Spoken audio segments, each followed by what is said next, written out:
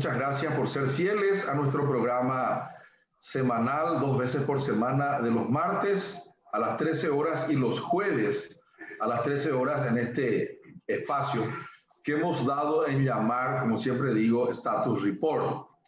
En el día de hoy, martes 3 de noviembre, ahí a Hugo ya le digo que es fecha feliz, mi compañero de camino me está esperando para charlar, el politólogo Hugo Duarte.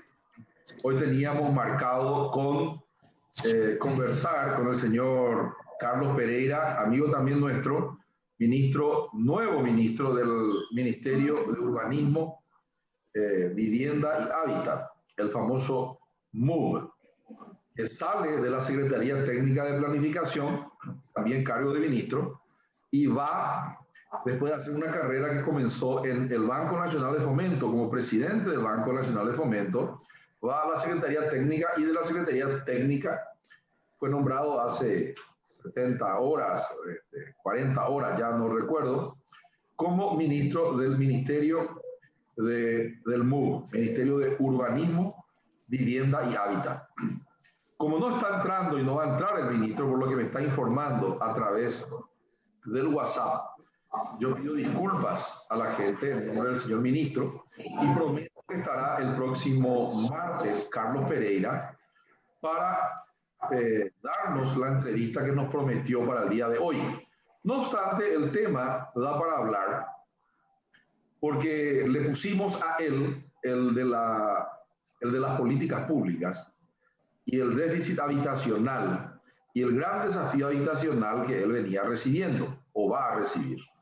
El problema en el Paraguay es el caos infraestructural, territorial de las ciudades y también el caos que existe en la organización del territorio rural. Tanto en el área rural como en el área urbana, el Paraguay tiene problemas serios de hábitat, problemas de déficit infraestructural en agua y saneamiento, número uno, el peor de todos quizá. Hoy vemos que Asunción no tiene agua en varias regiones, acaban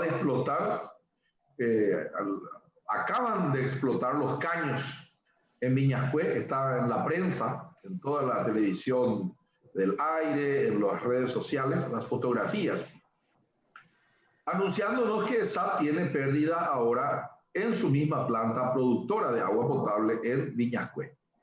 Ya de hecho ESAT produce 100 y entrega 50. Por cada 100 litros que produce, entrega 50. Asunción no tiene plantas de tratamiento de los desagües y hay un caos total. La energía no llega, ustedes saben, están sufriendo a los hogares, a las fábricas, en tiempo oportuno, en forma, con potencia y permanentemente. La energía eléctrica, hidroeléctrica. Y así por delante. Y estamos a un año de las elecciones. Hoy se definen las elecciones norteamericanas. Quizá no se defina hoy, también es un día muy importante. Entonces, alrededor de todo eso, le saludo a mi compañero de camino, el politólogo Hugo Duarte, y le pregunto, ¿qué son las políticas públicas? ¿Por qué estamos tan mal en el Paraguay en términos de implementación de políticas públicas y de déficit infraestructural? Entre ellos, hoy vamos a hablar de uno de los mayores, que es el déficit habitacional. Buenas tardes, Hugo. Buenas tardes, Víctor. Muy buenas tardes para vos, para la audiencia de Status Report y del canal 5 Días. Sí, en realidad, académicamente, dentro de la ciencia política, se define la política pública como la decisión del Estado de intervenir a través de acciones puntuales dentro de áreas específicas de la sociedad. Esa sociedad que demanda un montón de cuestiones que tienen que ver con la calidad de vida, con el acceso a los mercados, con el acceso a la salud, con el acceso a los centros urbanos, para el trabajo, etcétera. Esa sociedad demanda una serie de intervenciones muy puntuales del Estado, y dentro de esas De hecho, de esas intervenciones se encuentra, por supuesto, el de la política pública de viviendas, que apunta sobre todo a dos aristas muy importantes que se tienen en cuenta hoy en día. Solucionar dos cosas. Una, la reactivación económica, porque como todos sabemos, por diferentes estudios, una de las formas de intervención más importante que tiene el Estado para distribuir parte de la riqueza que produce la sociedad es a través de la construcción. La construcción genera una cantidad de mano de obra importante, o sea, demanda una cantidad de mano de obra importante y también genera una demanda importante de insumos, ladrillos, tejas, cemento, arena, en fin, una serie de cuestiones que hace que la economía se movilice. Y a su vez, las viviendas permiten a la gente establecer un lugar en un territorio a partir de donde planificar su vida futura, a partir de donde plantearse un poco cuál es su lugar o cuál va a ser su lugar en la sociedad. Y para eso, de acuerdo a las condiciones de la vida de hoy, necesita acceso a los centros urbanos, necesita acceso rápido y seguro a los centros de salud y necesita tener una vivienda mínimamente en condiciones. Por eso hablamos de dos tipos de políticas. Yo creo que hay dos tipos de políticas públicas acá en Paraguay que son necesarias. Una es la política que apunta a hacer frente a esa demanda creciente de vivienda en los centros urbanos, Víctor. Y la otra es la política que apunta a hacer frente a esa demanda que existe en los denominados territorios sociales o las viviendas sociales, que son esas viviendas que se hacen en los departamentos que están más hacia... son las que hoy están en marcha y que también están en conflicto aparentemente. Sí, por lo que yo entiendo, el problema habitacional en Paraguay, el proceso de urbanización genera problemas habitacionales y Paraguay tiene un déficit de aproximadamente 1 millón de unidades habitacionales. De eso hoy yo quería hablar con Carlos Pereira. De esos 1 millón, de esas 1 millón unidades habitacionales, faltaría partir en 3 partes, o en 2, déficit cualitativo y cuantitativo. El déficit cualitativo, Hugo, es más o menos 800.000 unidades habitacionales que no tienen baño, cocina y dormitorio, suficientes para la población que habita dichas unidades habitacionales, y aproximadamente 200.000 casas o departamentos 0 kilómetros. Total, 1 millón de personas, 1 millón de unidades habitacionales harían falta en el Paraguay. Eso quiere decir que 5 millones de paraguayos de los 7 que somos vivimos mal. 1 millón no tienen luego casa, porque si yo divido por un denominador que es 5, 200.000 dividido 5, me da que prácticamente al revés, por un multiplicador que es 5, 200.000 por 5 o veces 5, yo llego a 1 millón de personas que no tienen casa. No tienen casa, Hugo. Y después, el déficit cualitativo es insuficiencia de baños y cocinas, que le llaman un déficit de tipo A, y un déficit de tipo B es donde hay hacinamiento en los hogares. La gente vive con escasa cantidad de dormitorios y entonces los hijos duermen con los padres, con los abuelos y así por delante. Es realmente un caos habitacional que se instala de manera gratuita, no hay que hacer nada para que ese caos exista. Y delante de eso, el presupuesto que yo hice una vez, hace más o menos 10 años, calculé, trabajé con Federico Franco Troche, contratado por el Programa de las Naciones Unidas para el Desarrollo, y llegamos a más o menos 6.000 millones de dólares, Hugo, el déficit habitacional en el Paraguay. Habitacional. Si yo te contara el déficit infraestructural, que es agua, saneamiento, energía, salud, hospitales, y educación, aulas. Infraestructural nomás, estamos muy mal. Nosotros tenemos un déficit enorme. Yo calculo, Hugo, que debe ser un Producto Interno Bruto y medio.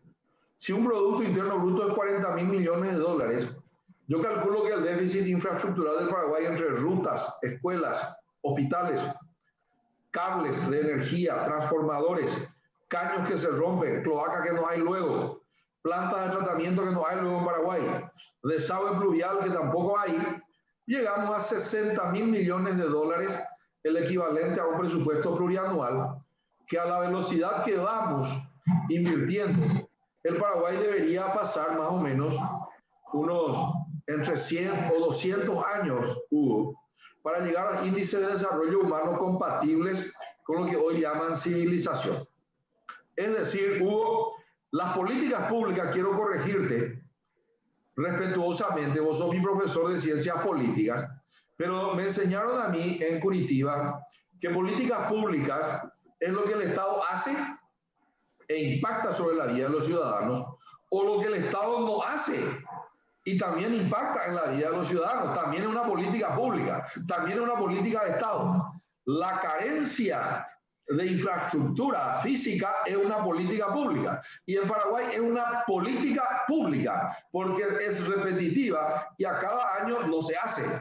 A cada año pasan los años y lo que se recauda va más a los gastos rígidos, y de lo que se recauda, Hugo, la mayor parte es impuestos indirectos. Aproximadamente el 69 al 70% de la olla común, que se llama presión tributaria, que es el 9,9% del PIB, según Oscar Orue, el subsecretario y viceministro de Tributación. Entonces, Hugo, te voy a hacer una pregunta difícil, respetuosa siempre, pero difícil. El próximo gobierno va a tener una ética que es la gestión y disminuir y mitigar el déficit infraestructural, la brecha. ¿Será que el próximo electo va a entender así la realidad, Hugo? ¿O vamos a seguir con las 3 urras y el 3 de noviembre, que es hoy, fecha feliz? ¿Qué va a pasar, Hugo? Yo, particularmente, yo creo que hay una dicotomía dentro del diálogo, dentro de la reflexión política en el país. Nosotros queremos, o gran parte de los formadores de opinión hablan de la gestión como si el problema fuese solamente administrativo. Y eso es reducir la capacidad de la política a lo administrativo. Si nosotros vamos por ese camino, no vamos a necesitar elegir representantes que precautelen nuestros intereses, nuestros derechos y una serie de cuestiones que tienen que ver más allá de la gestión, sino que sencillamente tenemos que contratar gerentes, porque la administración es una cuestión técnica. Y por eso es que últimamente en el Paraguay, cada vez que hay una vacancia en algún ministerio, la gente dice, tiene que ser un técnico, porque en realidad lo que quiere es un gerente, porque está convencido de que el problema es administrativo y no político, porque políticamente ya está todo hecho. O sea, los impuestos que hay ya están todos, eso nomás ya tiene que haber. Los ministerios que hay, eso nomás ya, lo que hace el gobierno hasta allí nomás también, ya no hay que, las instituciones están funcionando, la justicia está hasta ahí bien, todo está bien, nada, no crear más, no analizar qué hay que hacer a futuro y pensar que la historia se ha detenido acá en esta época, ya no hay cambio. Entonces ya no hay que pensar, ya no hay que prever, ya no hay que planificar, porque todo está hecho. La política ya terminó, es cuestión de administrar lo que tenemos. Y yo estoy absolutamente en contra de ese modelo de pensamiento, porque yo creo que el Estado es ante todo una ficción política que permite crear formas de convivencia, instituciones que intermedien, mejoren y ayuden a que la gente viva mejor, acciones en políticas públicas que permitan que las personas puedan ejercer de mejor forma su derecho, Hablamos mucho, por ejemplo, en el Paraguay se habla mucho de la libertad. Pero ¿qué libertad tiene aquella persona que vive en algún lugar en donde tiene que, para llegar a su lugar de trabajo, tiene que tener acceso a 2 medios de transporte? ¿Tiene alguna posibilidad de decidir libremente dónde quiere trabajar? No. Él tiene que trabajar donde encuentra. Ese es el mercado paraguayo.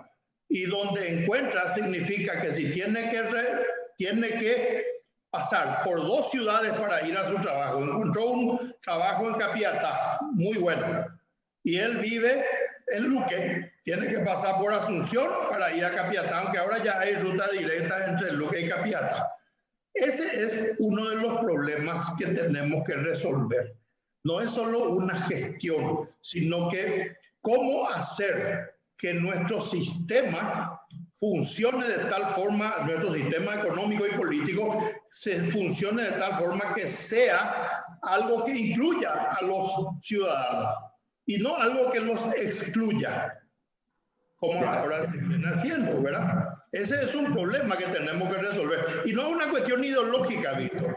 Es una cuestión de eficiencia política. Es una cuestión que hay que mirar un poco más allá de que la historia ya terminó. No, la historia recién está empezando en esta época para adelante.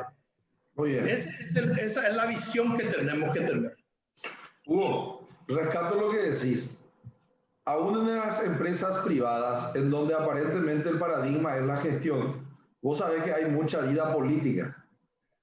Hay conflictos de intereses.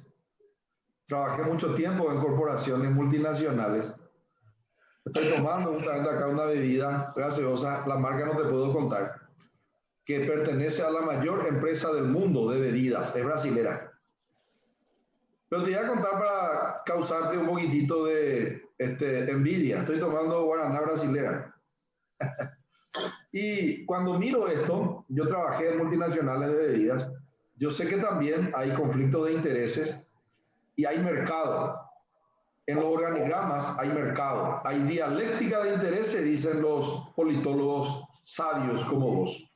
Y acá vengo a lo siguiente. No es que solamente hay que crear nuevas instituciones, parte de la actividad para que haya una gestión exitosa, parte de la actividad o del proceso que debe darse es también la negociación de intereses. Yo quiero más torta, no, yo también quiero parte de la torta. Dame 2 pedazos de la torta y quédate vos con 2. O si somos más, 3 para acá y 2 para allá. Y más presupuesto para acá o acullá. Y esa es la actividad política. Y esa actividad política es la que la hacen los ministros que deben ser políticos. En eso yo estoy de acuerdo contigo. Ahí le tenemos a Euclid Acevedo, que profesión político. Y bueno, está administrando la seguridad nacional. Quizás no sea un James Bond, un experto en investigaciones detectivescas ni policíacas, pero está administrando. Él no es un técnico seguramente de la seguridad, a pesar de que él es muy bueno en seguridad. Pero en Brasil, el mejor ministro de salud que tuvo el Brasil, yo viví mucho tiempo allá, era José Serra, PSDB. El ministro de Fernando Enrique Cardoso, profesión, ministro de salud, vaina, economista. Y después hay abogados que son ministros de salud. Y así por delante. No precisamente, hoy tenemos nosotros un ministro que no es perfecto, obviamente, pero probablemente sea uno de los mejores ministros del gabinete del señor presidente. Profesión, doctor en teología, negociador, apaciguador, y con que evite que se robe bastante, como se suele robar en la obra pública, ya es suficiente. Estoy de acuerdo contigo, Hugo. La actividad política nunca termina, así como la estrategia es una actividad permanente, porque cambian los escenarios y al cambiar escenarios tenés que tener nuevas hipótesis sobre el futuro, que es lo que se llama estrategia. Volviendo un poco al futuro, hipótesis sobre el futuro. Hugo, contame tu pálpito de hoy. ¿Quién gana hoy en Estados Unidos? Podría ganar. ¿Y qué le conviene? Si gana Mr. Trump o Mr. Biden, ¿qué cambia en términos de políticas públicas hacia este lado, como diría el paraguayo, hacia el patio trasero de los Estados Unidos, que somos los latinoamericanos. En primer lugar, ¿quién gana, Hugo? Y si gana A o B, ¿qué pasaría para nosotros? ¿Qué pasaría con nosotros?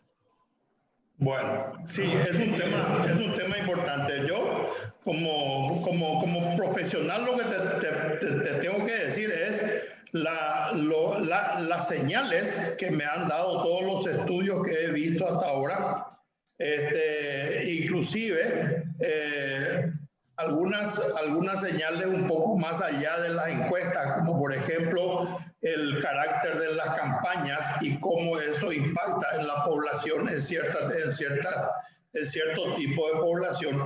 Para mí, en este momento existe una gran chance para que Joe Biden sea el próximo presidente de los Estados Unidos, porque hay muchas señales que son importantes conocer, Víctor. Primero, casi 100 millones de personas han emitido sus votos por correo.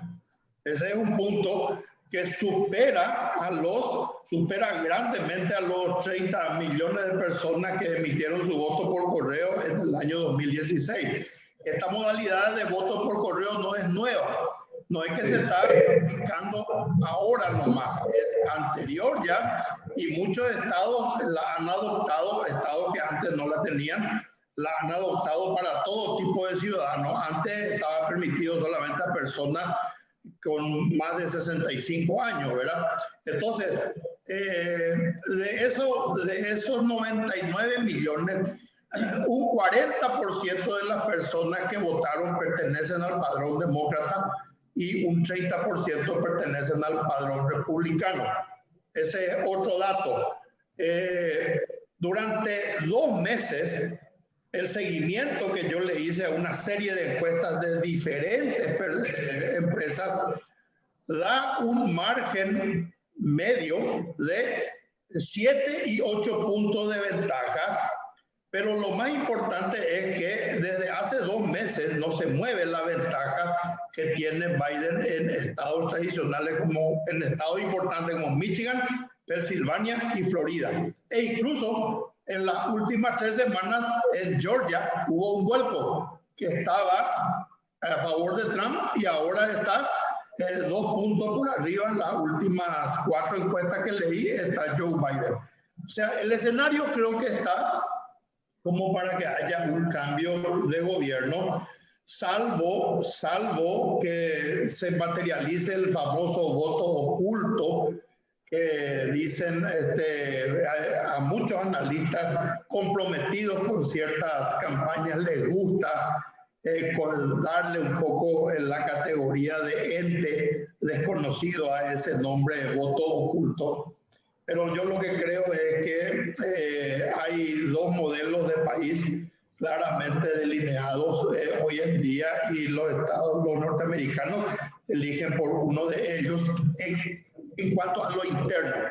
En cuanto a lo interno, es una situación social enmarcada por la conflictividad racial, por la conflictividad de intereses, enmarcada por una serie de factores conflictivos, y en lo externo también está enmarcado por una serie de políticas agresivas de los Estados Unidos contra sus competidores directos por el mercado mundial, e incluso se han retirado de algunos organismos internacionales muy importantes que los han tenido como líderes en otros tiempos, como por ejemplo la Conferencia Mundial sobre el Cambio Climático y la Organización Mundial de la Salud. Esos son 2 organizaciones bastante clave de donde Estados Unidos se ha retirado. En conclusión, para terminar, yo tengo que decirte, Víctor, que de acuerdo a todas las señales que hay en lo que se puede decir en lo que se puede tener como variables científicas que se pueden mirar, hay una posibilidad muy grande para que Joe Biden se convierta en el próximo presidente de los Estados Unidos. Bueno, gracias, Hugo. Realmente interesante tu análisis. Aprendí bastante hoy contigo. Y bueno, nos vemos esta noche. Veremos quién está punteando la corrida. Si gana Biden, algunas cuestiones van a cambiar, la guerra comercial va a dejar de llamarse. No mucho, no van a cambiar mucho. Sí, no va a seguir la guerra comercial, pero no va a seguir llamándose guerra.